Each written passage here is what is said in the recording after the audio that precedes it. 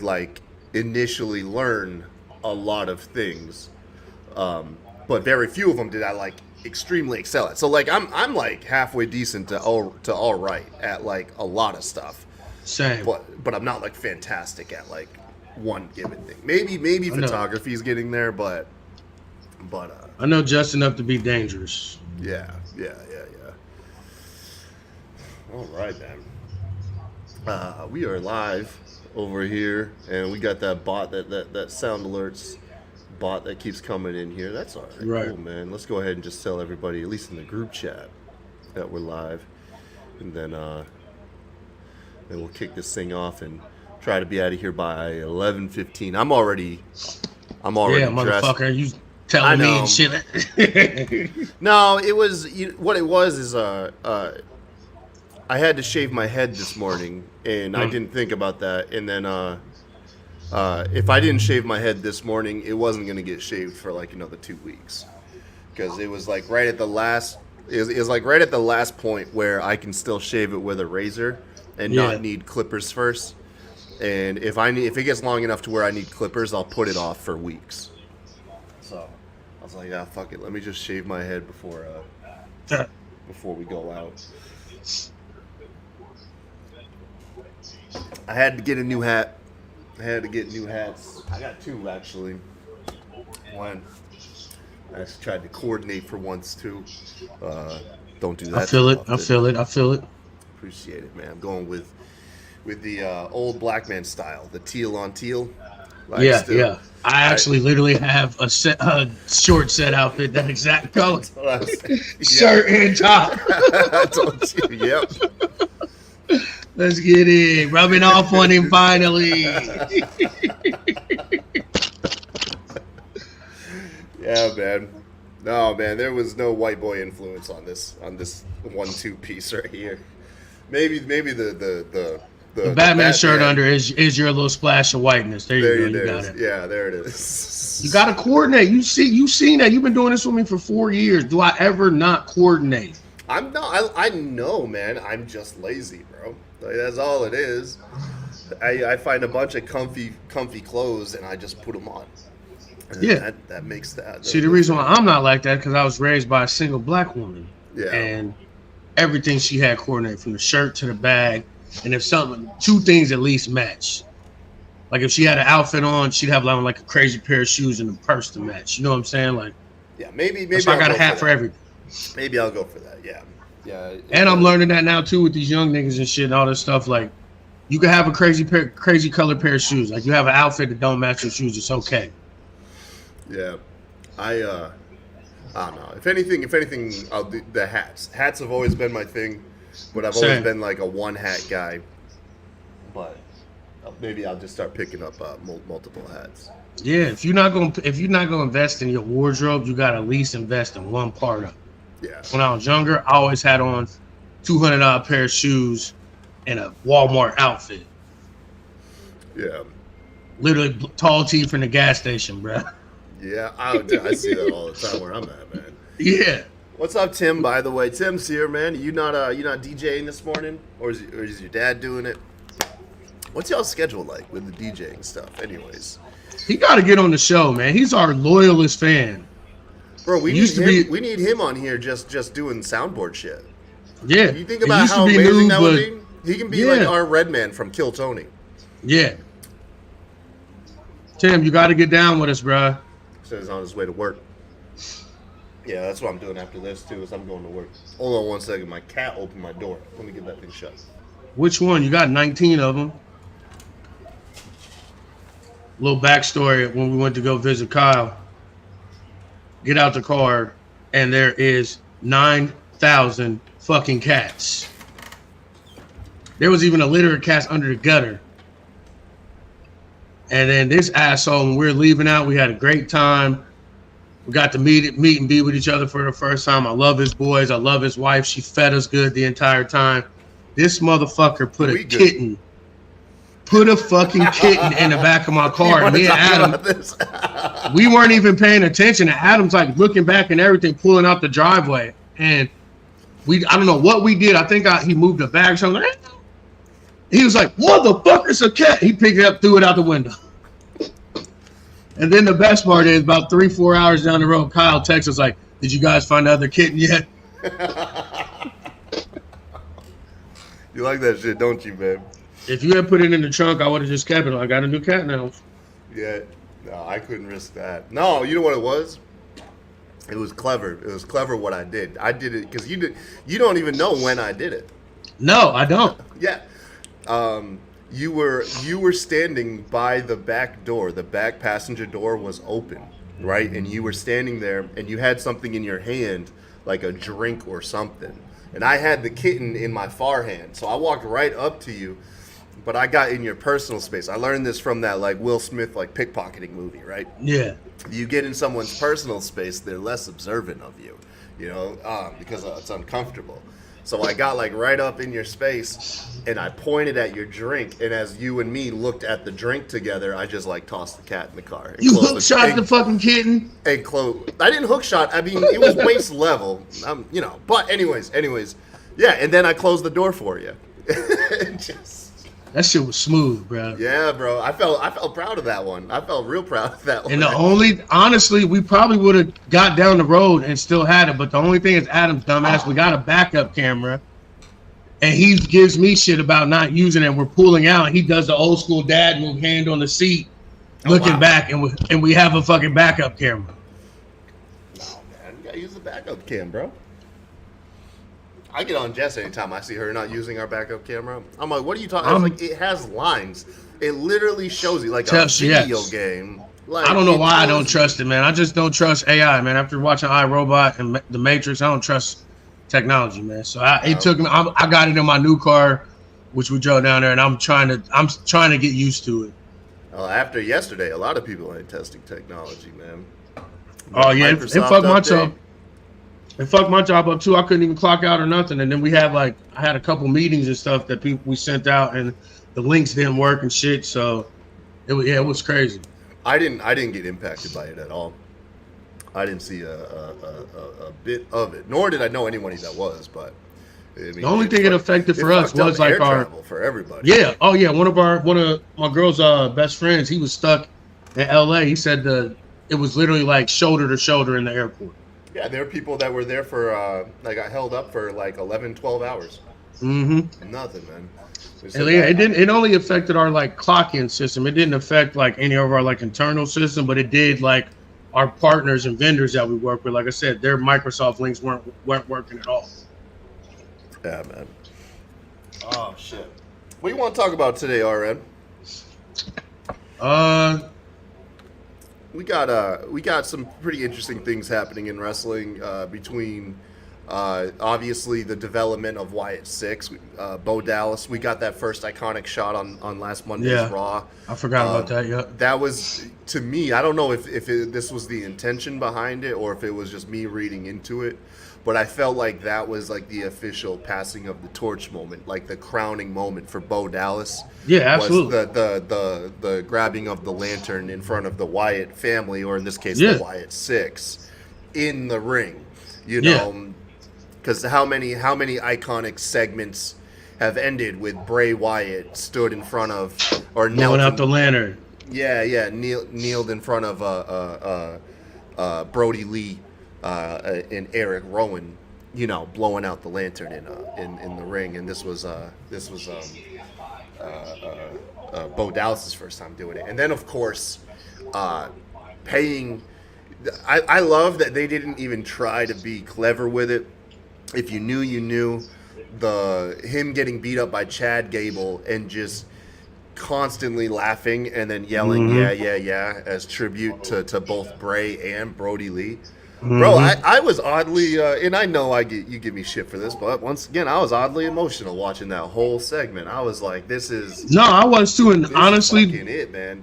I don't think if I hadn't watched the documentary, I wouldn't have been, and I also probably don't think I would have picked up on it as fast. But watching that documentary and then seeing all that and like seeing his emotions and seeing that, like you said, this was the completion of him doing something that him and his brother planned, and him finally getting it done and making it his own. And that's what I looked at as. And I wasn't teary eyed, but like I felt it. Like it was a moment. Yeah. Like I said, if I hadn't watched that documentary, I don't think I would have felt like I felt. I don't think I would have got emotional about it either. But like, I understood like what that meant for him. Yeah. How do you feel about Chad Gable being the debutante opponent? I don't mind it. The only thing that I don't like is when face factions outnumber heel factions. True. Yeah. I mean, at this point, the Wyatt Six is going to be the largest faction in WWE, assuming that all members participate, right? Right. Because that's my thing. It's 4 male wrestlers, so it's like 4 males and 1 female. Right. Which that means most likely Bo Dallas probably won't participate. Most of the shit it'll probably be the other 3. But yeah, I never like when the heel should always have the advantage because you need the babyface to come from the bottom. What's up, my guy? RN says hey. Hey. Get out of here. I know you can't because I have an earphone in. Come on, man. We're talking wrestling. Get out of here. Love you, skinny butt. Anyways.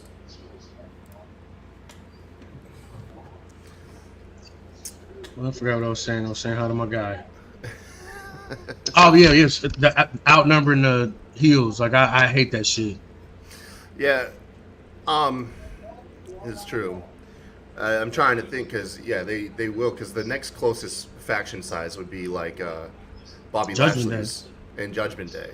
Yeah. Oh yeah. Bobby Lashley. Judgment Day. Yeah. Well, Bobby Lashley's only 3 really. It's only 3 males and even then Bobby's not even in like he ain't doing nothing right now. Nah. But yeah, no, you're right. Judgment Day. I forgot about they got 4 male members, and then of course Rhea, and then arguably Liv. Yeah, I like it because I think Chad Gable has a lot of range, and I feel like this is like the perfect time to get that out of the guy is because he's been the comedic heel for ages, and then now recently. You're seeing a bit more of the slimeball scumbag, like serious, no frills, like nothing about this is funny, Chad. But that's not true at all, though. He still is like funny and like does, you know what I'm saying? Yeah. You're right. I mean, he did the whole. And that's the part that discovered Bo Dallas shit, which that goofy did shit. Chuckle. Yeah, you're right. That's what I'm saying. Like that's the part I want them to get rid of, especially them coming out in the suits and shit. Looking the part, like I know it's Chad Gable, and that's kind of a part of his thing, but like, yo, sorry, man, I don't mean to cut you off. Speaking of the suits, this feels like these suits felt like the opposite effect on Gable and the Creed brothers that you had with the Hurt Business. I was like, I don't know how you dressed all these guys up, and they still all looked like ass. The Brutus, his shit looked like it was fucking 4 sizes too big. Looked like he borrowed his dad's suit. Yeah. And then the other Julian, his shit was too tight. Looked like he had to take his shit off because he knew if he did a clothesline, he was gonna rip that motherfucker to shreds. Yeah.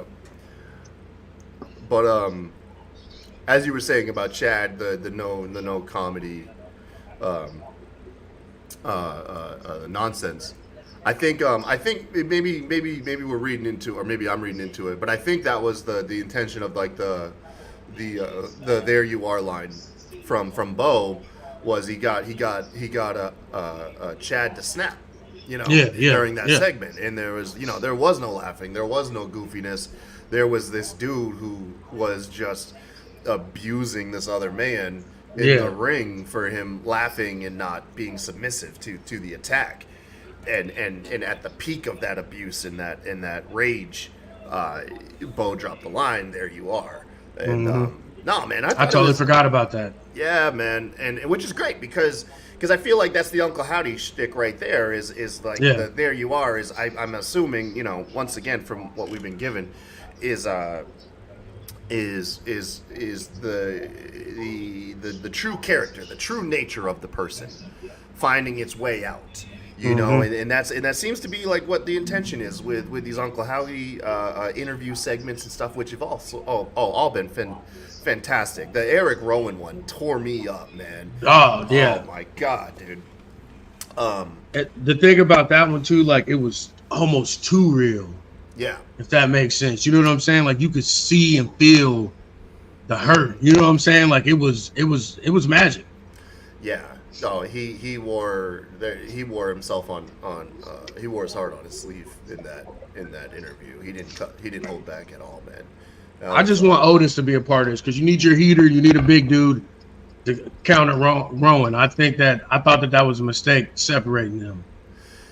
Yeah, you think the crowd right now who really wants to get behind Otis, which by the way too, unfortunately, this feels kind of like a step back. Like Otis was like peaking a few weeks ago, like a month or so back, and they kind of like have cooled off ever since the Wyatt 6. I feel like the Wyatt, that if there's one person that got affected kind of negatively, it actually has been Otis, because they were telling that brilliant story of Otis, breaking free and shit, and now it's kind of like the will they, won't they forgive him, like immediately after, which is fine.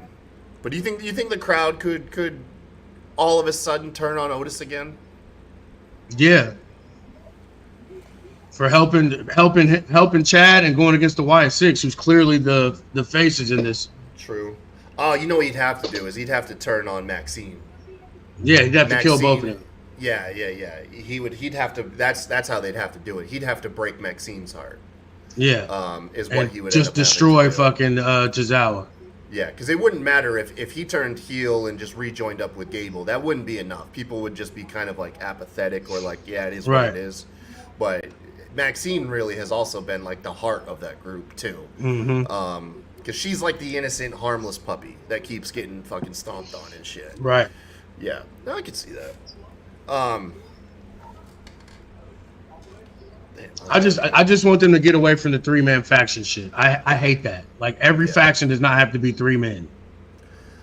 I'm wondering. All right, so let's have a little bit of fun and be like cynical here with the Wyatt 6. If we break the Wyatt 6 down to the typical WWE stable archetype,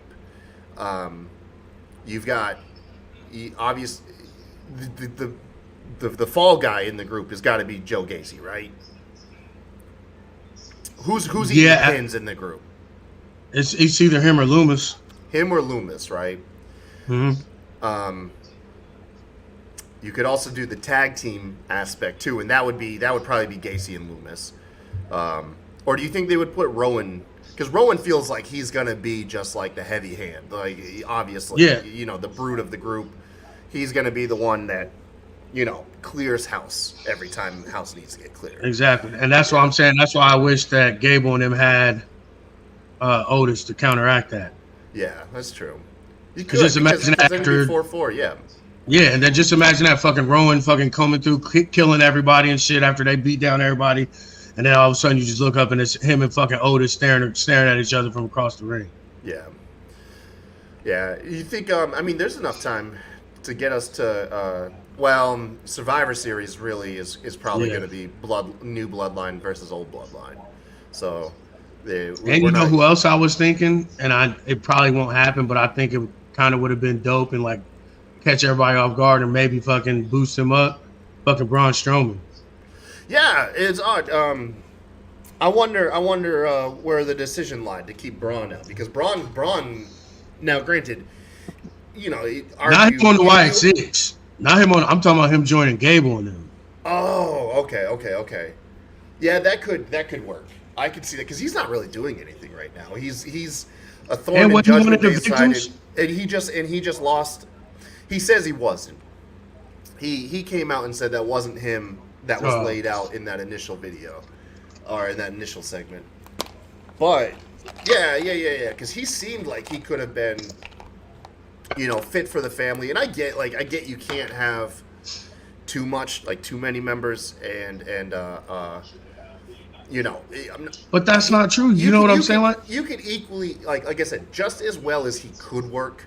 I could see why they wouldn't have him in there so that it's not over bloated or someone's specialness would be deteriorating. But that's horseshit though, because the whole Attitude Era, it was like 35 factions and they all had 5 or 6 members. Yeah, but I wonder if this goes to. Remember how like there was, I forget what documentary it was, but it was like I think it was Daniel Bryan was talking about it once. His Triple H was his mindset was like wrestlers do have their roles. You know what I mean? Very like they can have very clear and defined roles, and I wonder if because I immediately think if Braun Strowman was in there, it would actually diminish Eric Rowan some. And I feel like Eric Rowan, I really want to like Eric Rowan just as much as I want to like Bo Dallas. Just given that, he's the only surviving member of the original Wyatt family. Right. Which that's why I don't think he'll be a part of the tag team. I think they'll prop him up a little. Or if he is, he'll only be with Bo. He won't be like the actual like tag team. I think he would take like Luke Harper, Brody Lee's role. Brody Lee was always the number 2 out of the 3. Yeah. And I feel like that's Eric Rowan's spot. Standing behind Bo Dallas. And I like that dynamic, the heavy being the number 2, because normally the heavy is just in the background looking menacing. Like I like the number 2 being the big guy. Sort of like with Judgment Day and Damian Priest. Yeah. Oh yeah. I didn't even think about that. And now Damian's now number 1 in the faction, arguably. Now, but starting out, it was Rhea. Starting out, he was number 2 to Edge, and then number Finn, 2 to Rhea. I don't think he was ever really number 2 to Finn. I think it was I think he overcame all that. I think he was always number 2 to. Yeah. You can see that's where they were positioning him for this run and stuff.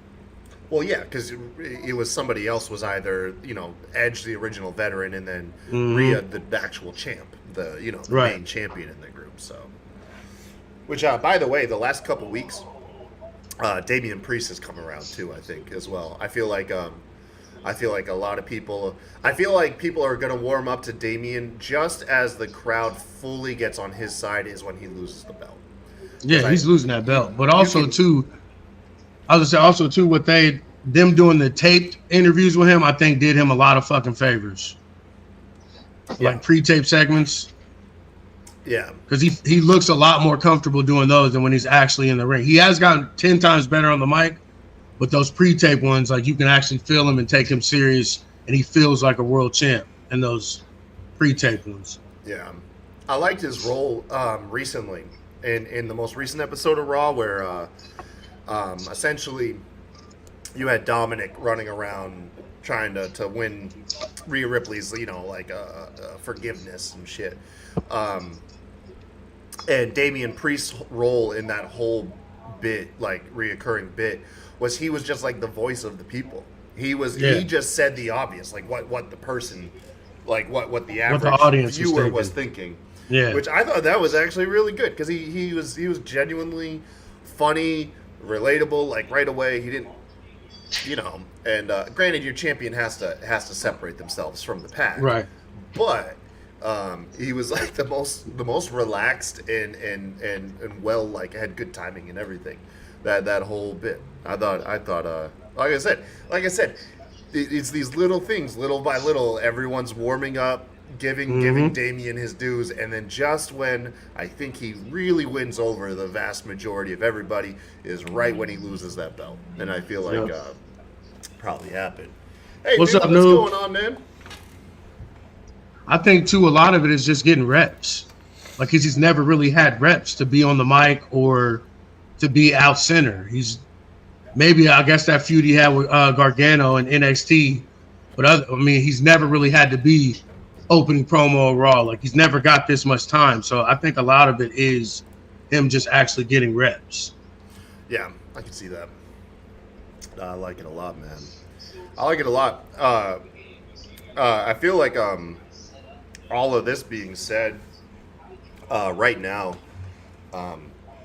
this all ensemble cast that Raw has between like we said, like the Judgment Day and the Wyatt Six and like all these other moving pieces, Raw feels like the most complete show it has felt like in years. A decade. Yeah, man. It's so cool. It feels like the A show. It feels like the A show. It does.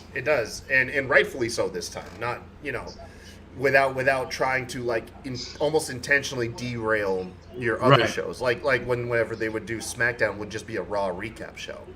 Yeah. And no, man, it's really cool because it's like Raw is this all ensemble cast where there's a lot of really good. Everybody is like has good shit to do, and SmackDown is clearly like the Bloodline show. You know, it's like that A storyline is kind of what drives SmackDown, which is good in itself too. But yeah, that's cool because for the first time, a 3-hour show like Raw, Doesn't feel like a chore. yeah, it kind of actually feels like it deserves the 3 hours for once. You know what Yeah. I mean? It's A pretty good neat. transition to SmackDown. Another 4-man team, which I Yeah. love, and maybe a 5 because supposedly Piccolo signed with WWE. I didn't know if that was right. I seen it a couple I've heard the rumors. people on Twitter posted it, but Yeah, man. How you feeling about the Bloodline, the new Bloodline story going on? I'm warming up to it. I'm warming up to it. Yeah, so SmackDown was on last night, and I watched the last like 30 minutes of it. yeah, so it's a, I mean, essentially it's a repeat of last SmackDown. Did you watch last week's SmackDown? No, but I've seen some clips and stuff. So essentially, the story that's being told here is that Cody's friends are getting put down in front of Cody by the Bloodline. So last week It was Randy. it was Randy Orton, and that was actually mentioned in the opening promo from Cody Rhodes. I love it. I love that we as the viewer have to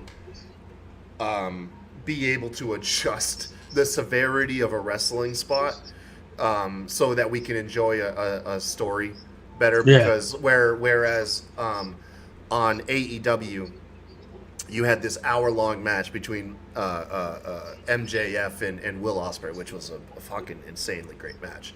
But in the midst of that hour-long match, there was a table spot, and then shortly after the table spot, the match just kept going, and it was badass. But Cody's promo was that, you know, Randy Orton, who was almost taken out, was almost retired by the Bloodline, you know, almost 2 years ago, had to suffer getting put through a table. And we had to react to, like, oh, being put through the table is this big dramatic moment that is, you know, much larger. I think that they should start using the real tables again because that 4-ply thing, like, it doesn't even look like it hurts, and sometimes it doesn't even like explode like they needed to. You know what I'm It's the saying? convenience. You know what I mean? Yeah. It's, No, they don't I mean, have yeah, to, you don't have to know what I pay. mean? And the shit that happens with real tables, like Bubba getting fucking stabbed in the arm and shit or whatever. Like, I get it, but like for the severity of it to make it look like they want it to look like it, I think the real tables would do more than the breakaway fucking 4-panel. Or just be more creative with it. You know what I Right. mean? Use a table that is off a stage or something. You know what I mean? Just add that like extra, that Or extra make the- flavor. Or make it where it breaks in the middle, because like it just landing flat and falling apart. Like it does not have. It doesn't give what they think it gives. I think the one exception to this was with Paul Heyman going through it and it Yeah. slid him backwards. Yeah. So he looked like he landed on his head. Yeah. And that was just, that visual was great. But that can only happen to Paul Heyman because he's such a big guy and he can't, Yeah. you know, I mean, he's not going to fall the same as other people. Right. But I get what you're saying. But anyways, yes. I mean, the thing that I don't like the most about the Bullet is how Solo dresses and like with the glove and shit and all that. Like, it looks terrible to me. Like, It it just seems like they're trying to find it. You know what I mean? Yeah, And that is yeah. what they're doing. Is they are trying to find it, and I'm willing to accept that they haven't found it with Solo yet, but it feels like they're close. yeah, they're getting there. It Again, feels like they're getting there with him. the same thing like I said with Damian Priest. It's just reps. Like Yeah. he's always been the silent guy, the heavy in the back, not saying nothing. Even when he was at NXT on his own, like he didn't say shit. He was, I'm coming to whoop your ass. That's about the gist of what he would fucking say. So it's like, I think it's reps. Yeah, exactly. Not to get too off topic here, but did you? I saw this one video clip of oh gosh, where is it? I'm hoping I can find it really quick, so I don't have to derail this whole show here. Um, God damn it! All right, I'll have to. Oh yeah, I think I found it here. Hold on one second, man. I found a video online. Why does Solo talk like Steve? Yeah. Here it is. Okay, so ever since I saw this, I can't get it out of my head. It's and this might ruin. Hey, listen! Warning to anybody that's watching this. This might ruin how you look at Solo Sikoa going forward. But it's yeah, it is what it is. All right, here we go. Oh man. Let's see. Is the audio being shared by this really quick? It is. I heard it earlier when you clicked on it. Okay, yeah. I just have to make sure that the audio comes through my PC. It should work. It should work. Okay, why not? Stevie from Malcolm My in the middle. personality- Here we go. Why does Do you Solo find talk like Stevie from Malcolm my in the middle? personality abrasive? Do you think I'm needlessly antagonistic? Wise man. Yes. So the bloodline got drafted, right? Give me all the details. I need you to do that. And now that's all I can think about when I see him on screen, man. I just think the suits and shit don't match him. I don't think he should wear it. So like, I'm cool with the gorillas wearing it and shit. You know what I'm saying? Because they're his lieutenants. I get it, but I think he should just be him with the fucking cut off sweatshirt, fucking Bill Belichick style. You know what I'm saying? Like, Yeah. and Jacob Fatu's the star. Like they can only hold him back so long. He's got those fucking psychopathic eyes, man. Yeah. Those eyes. Because I mean, he's good. He's good, and I'm not in no way am I going to disparage him. He reminds me he reminds me of Umaga, straight up Yeah. Umaga as far as in the ring goes, but I those think that's by eyes, design.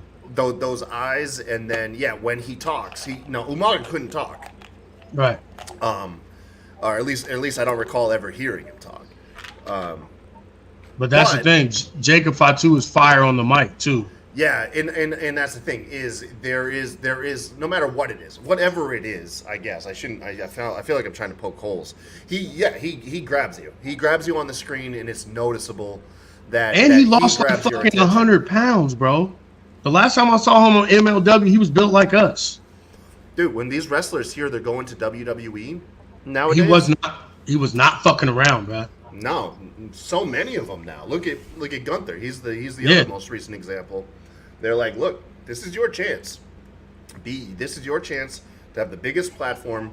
It's your opportunity to be the best version of you. Of you, yeah. And Like at first, I didn't even recognize him. I was like, Jacob, that ain't fucking Jacob Fatu.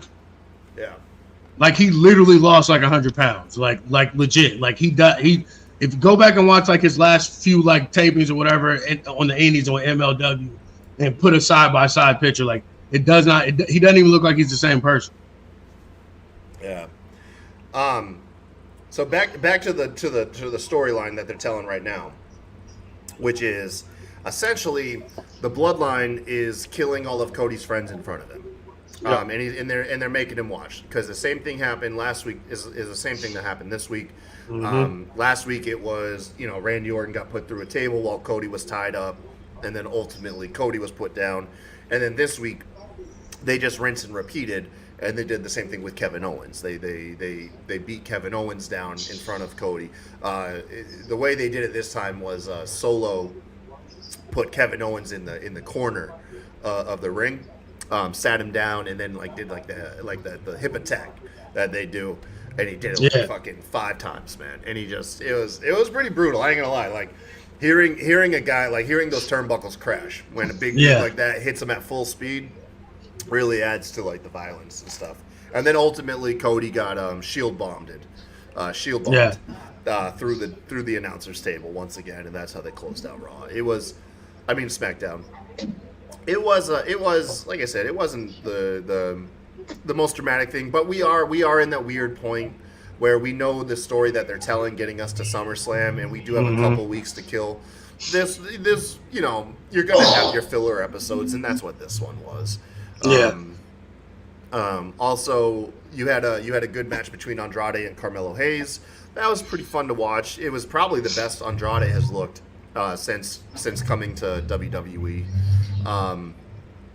Nia Jax and Bayley, though, this is like, if you only had to watch one thing from SmackDown, watch the satellite interview between Nia Jax and Bayley. They injected some realism into it because the story that they tell, you know, Nia has a history of in real life and in storyline injuring her opponents, right? Yeah. And so they drew upon that, and they were doing the satellite interview, and fucking Bayley said, "Yeah, in 2019, you took me out. I think Bayley. She mentioned the pay-per-view she was going into. I think it was SummerSlam.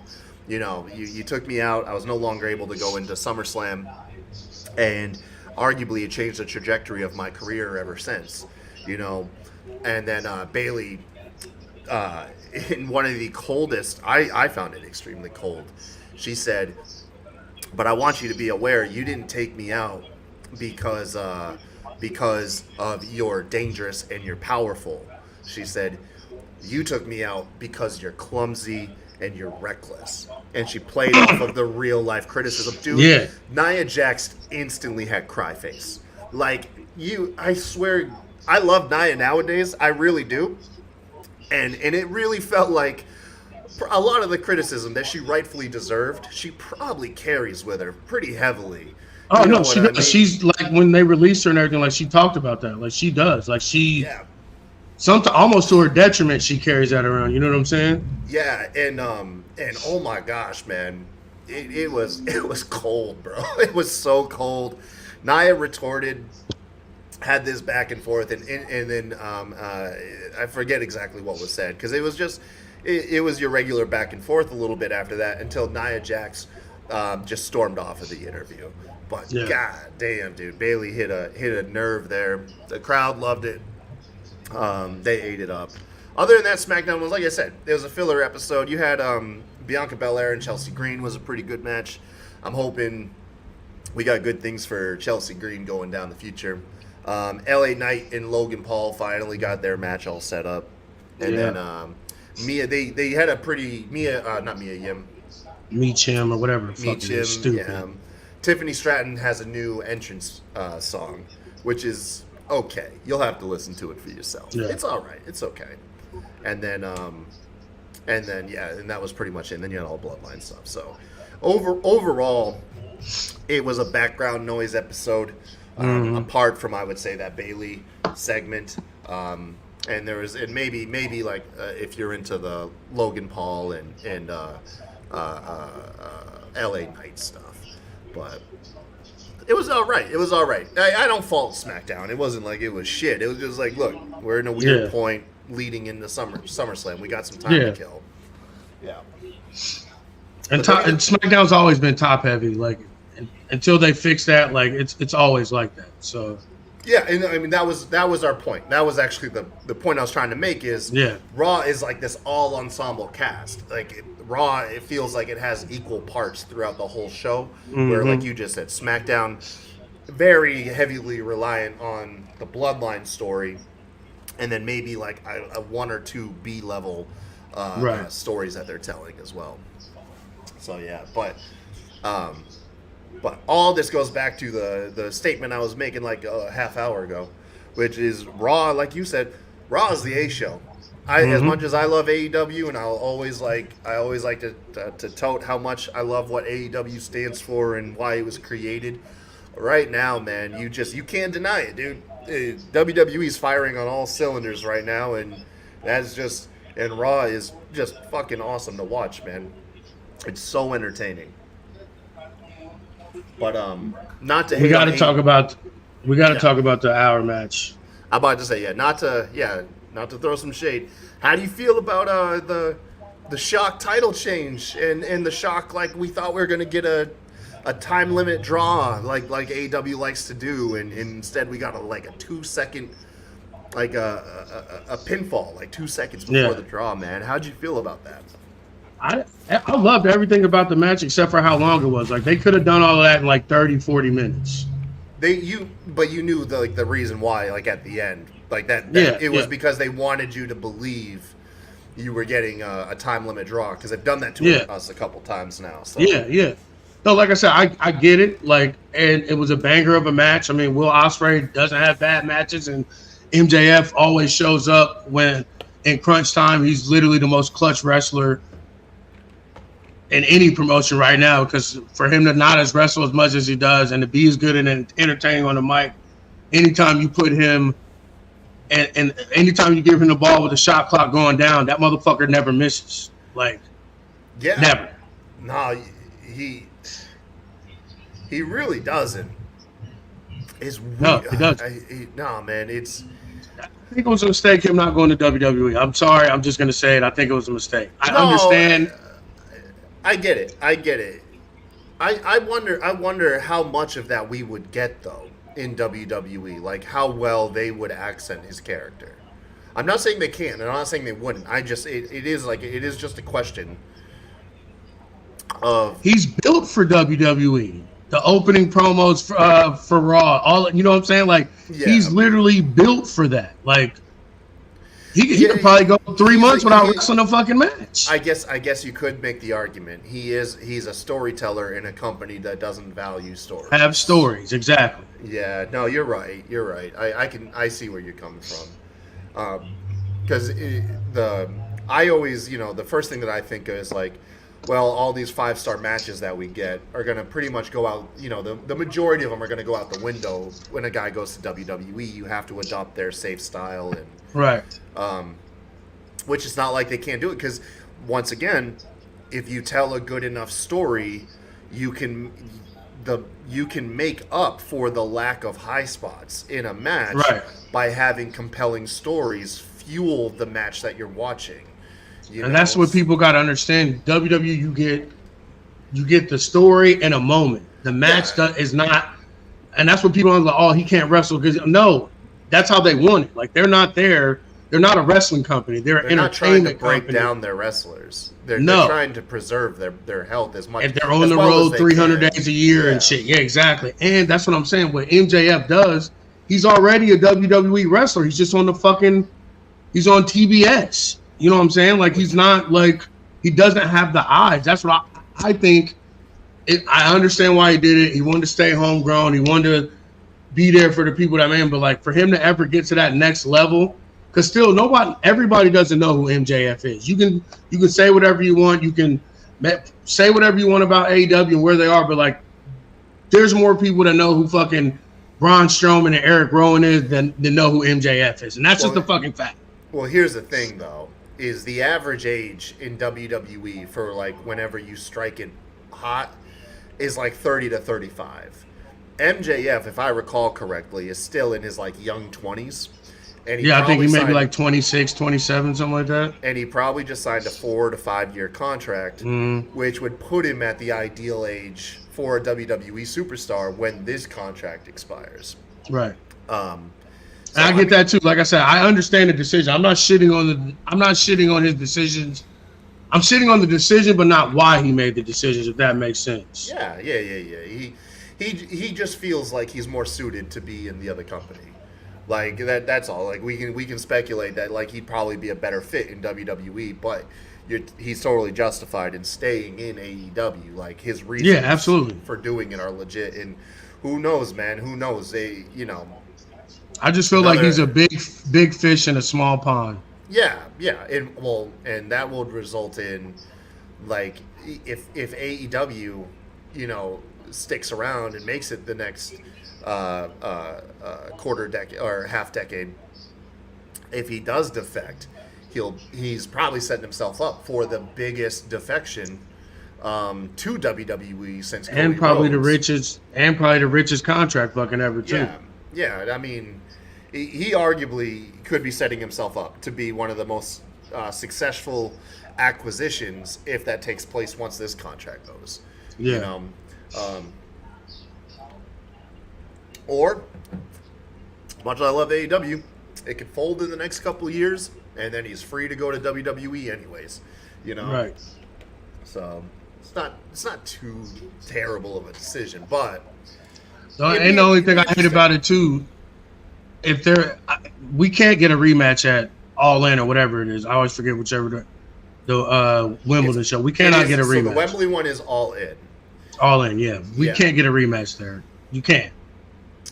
You just can't do it. Do you think they hot shot Ospreay to Swerve?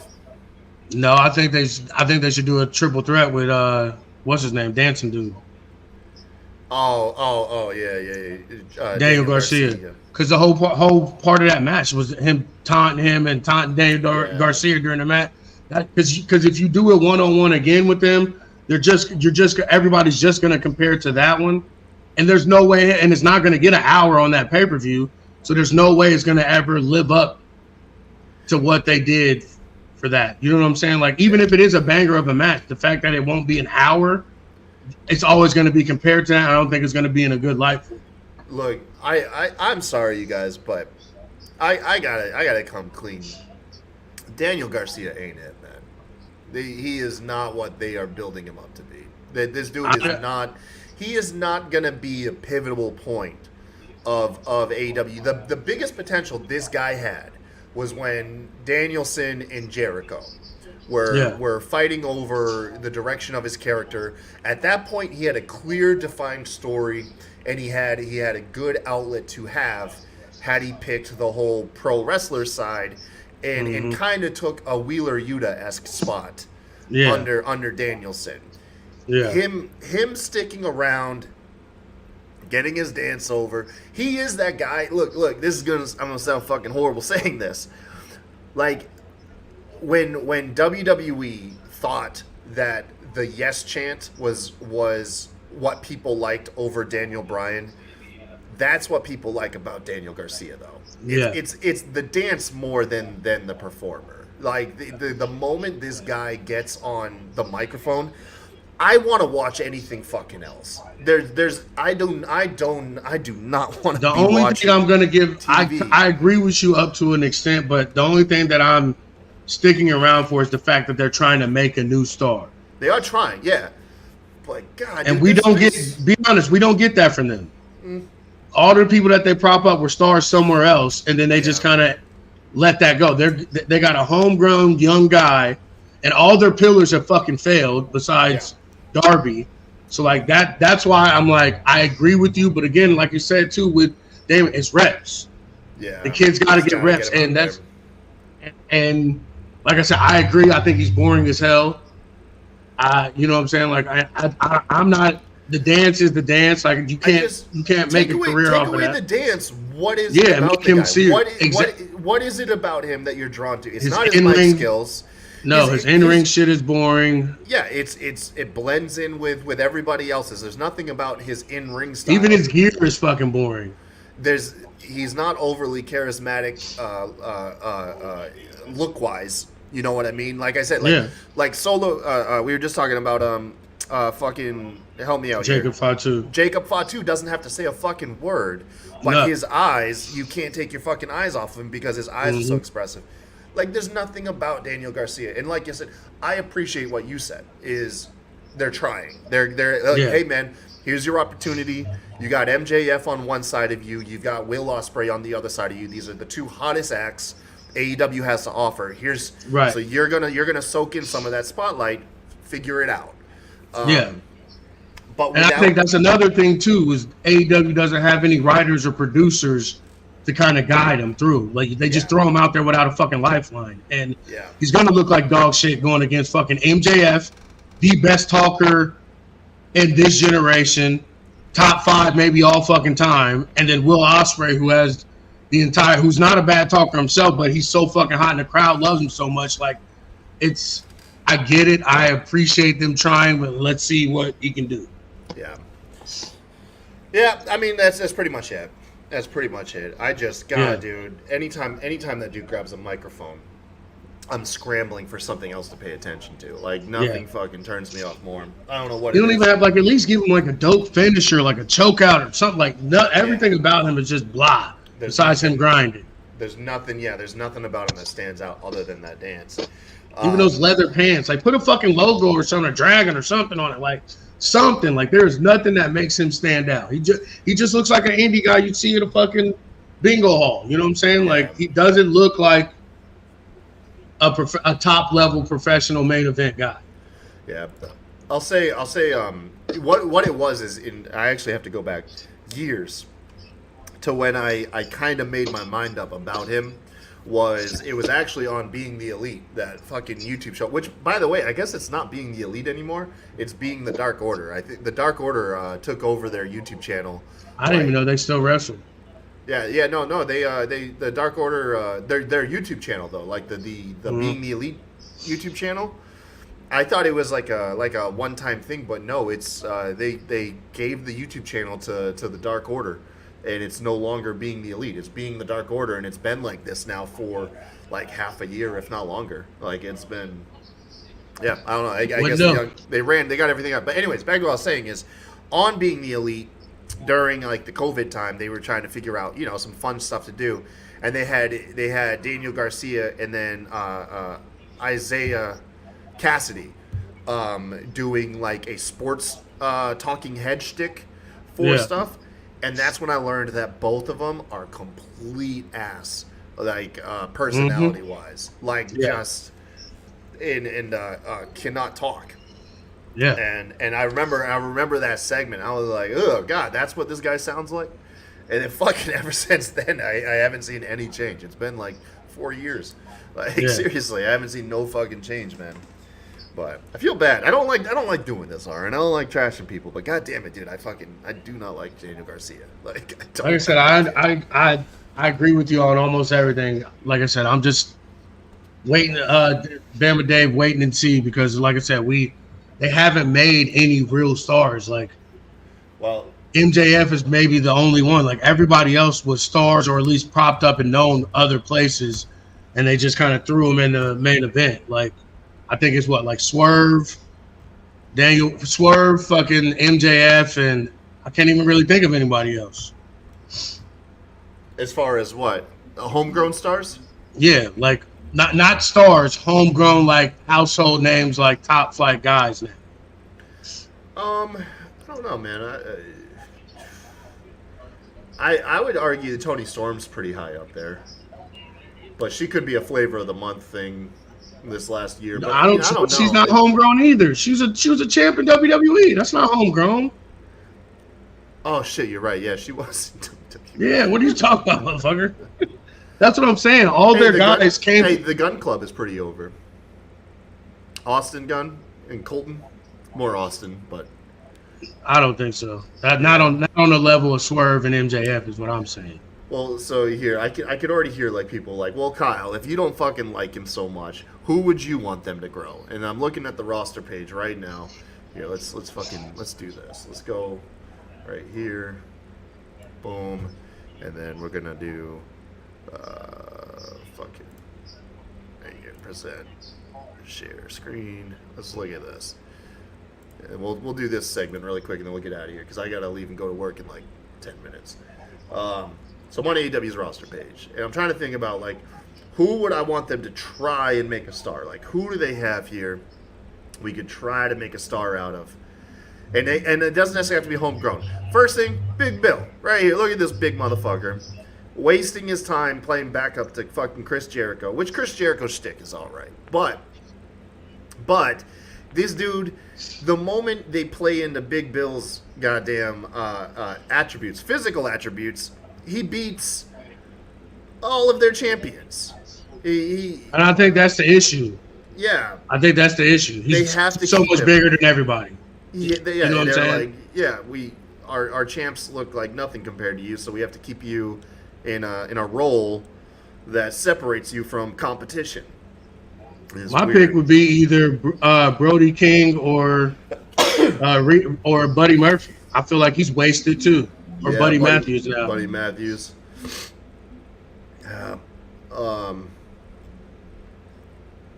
Claudio is he could have been. Darby's already a star. Darby doesn't need a belt to be to be popular. Anytime that dude comes out, crowd Yep. like fucking owns the crowd. That's what I'm saying. I'd take him as homegrown.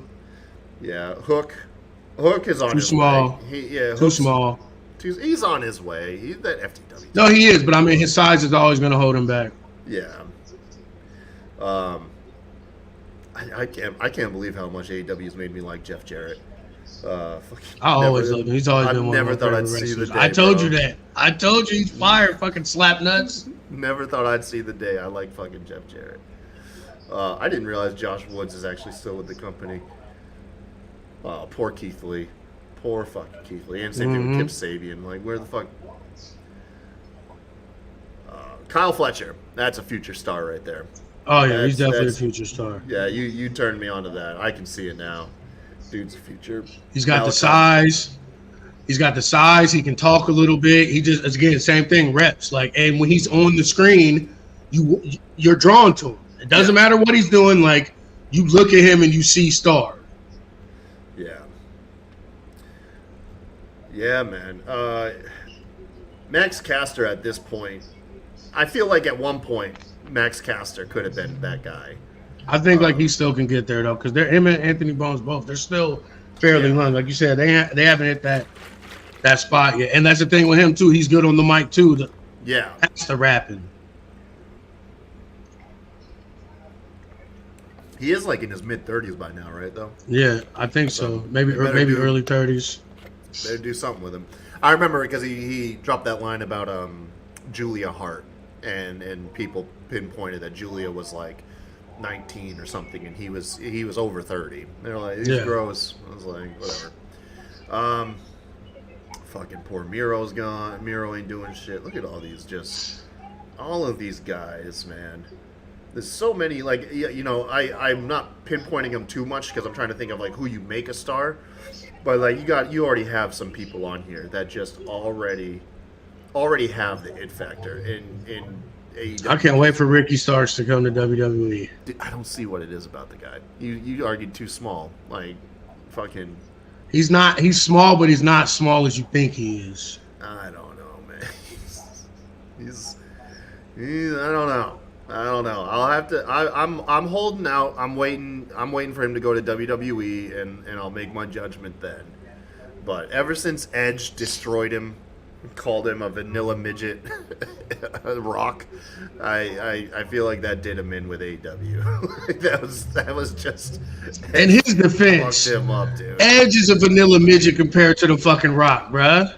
I know, man. I know, but he hasn't You know who recovered I always- since.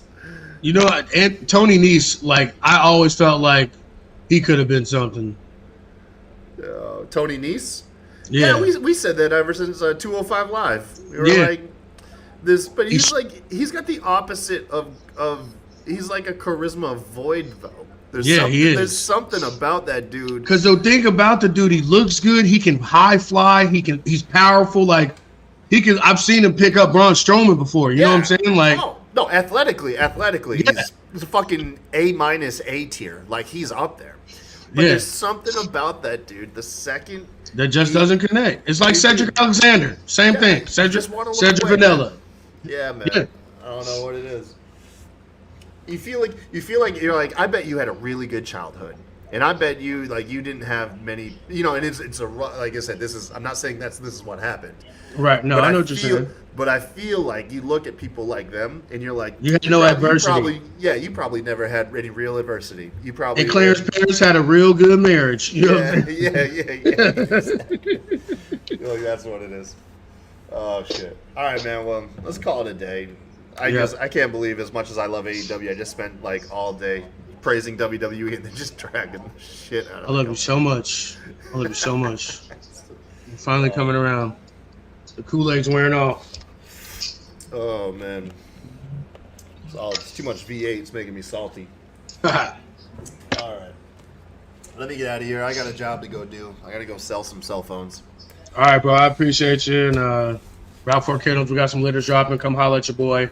Route 4 Kennel on Instagram. Route 4 Kennel on Facebook. Or message me directly. Arin Aku on Facebook. ARA8984 on Instagram. Yeah, man. check out me on Facebook. Just Kyle Tyson. I do photography now, by the way, y'all. And You gotta start tagging me in your shit, man, so I can spread it, man. okay, yeah, I'll remember that. Yeah, I'll start tagging. What I do is I post on the photography page, and then I just share it on my personal page. Well, then just let me know when you post on. Like Yeah. I said, give, and I'll throw it to share you. it. I'll Yeah. throw it to you. All right, man. I love you, dude. I love All right, you too, everybody. man. All right, everyone. We'll be back. We'll be back Thursday or Saturday, whatever me and Art. No, we got to do Thursday. I'm going out of town. All right, Thursday it is. We'll see y'all Thursday. Smacked Raw, twitch.tv/Smacked Raw or youtube.com/Smacked Raw podcast. Until then, y'all have a good one. See y'all next week.